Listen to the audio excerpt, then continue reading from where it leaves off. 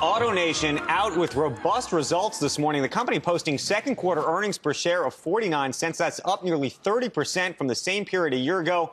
AutoNation Chairman and CEO Mike Jackson joins us now to go under the hood. Mike, good to see you this morning with some pretty good earnings. Talk to us about... Andrew, good morning. How are you? I'm good, thank you. Talk to us about the rest of the year.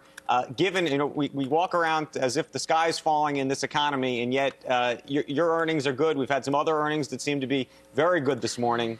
Walk us through what you're looking at. Yeah, Andrew, if you look at the quarter, our results were driven by a 26% increase in gross profit per unit sold, an 8% increase in revenue. And even though we had a 40% reduction in shipments of our Japanese brands, which led to 12% reduction in sales, in our import stores, we were actually able to improve profitability by 25% through pricing. So even though the sales figures are, for unit sales are for new cars down for us 4% for the quarter, we certainly found a way to deliver a solid result. And looking forward into the third quarter, we expect the Japanese production situation to improve. Shipments will improve, sales will improve, and I think by the fourth quarter, we'll have a very strong close to the year. Okay, so when you think about the unemployment numbers, when you think about all the uncertainty hanging out over us, and you look to that third and fourth quarter, and now you think that more people are going to be buying vehicles, and that's not that it's hard to believe, but given all that we're hearing, it makes me skeptical. Well, you have to look at the absolute numbers, Andrew. We had a crash after the bankruptcy of Lehman Brothers that took the industry sales down to 10 million units. On a per capita basis, you'd have to go back to the Second World War to have something like that.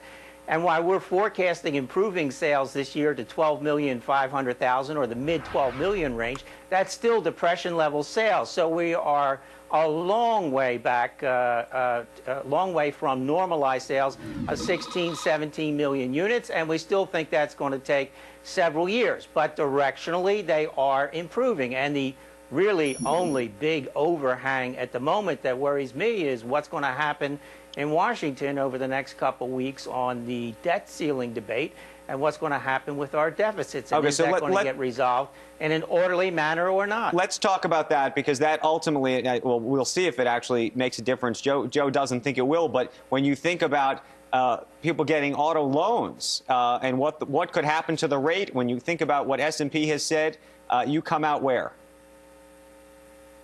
Well, I sort of go back to the days leading up to the bankruptcy of Lehman Brothers, and there was those who said, you know, this economy and our financial system can handle the bankruptcy of Lehman Brothers, and for moral hazard reasons, let's let it go and see what happens. That did not work out well, and I think the U.S. Defaulting on its debt, either in technical terms or whatever terms, is a dark unknown where we should not go.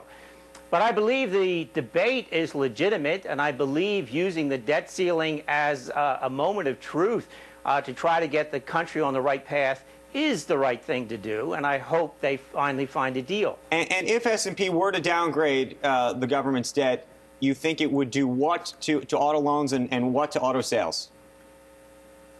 I don't think the simple downgrade is going to be the trigger that unleashes chaos. I think if the government starts to shut down, and let's face it, it's having to borrow 40 cents on every dollar it spends, so it may still be able to pay the debt, but there's going to be a hell of a lot that it cannot pay, and it still has to continue to borrow. So it would be extremely disruptive, and it would definitely change my outlook on the economy and the recovery in automotive. I'm very hopeful, though, that they find it. He just turned. No, he didn't.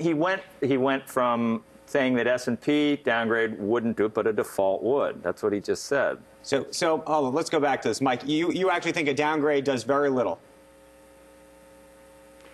Well, I think it does very little, other than it's going to increase the cost for the government to borrow somewhat. I don't think that's the trigger point. No. And I think this whole debt debate may go into extra innings before they find a solution. But if it comes to an absolute standstill and the government's not paying 40% of its bills, that's going to be a problem. Yeah.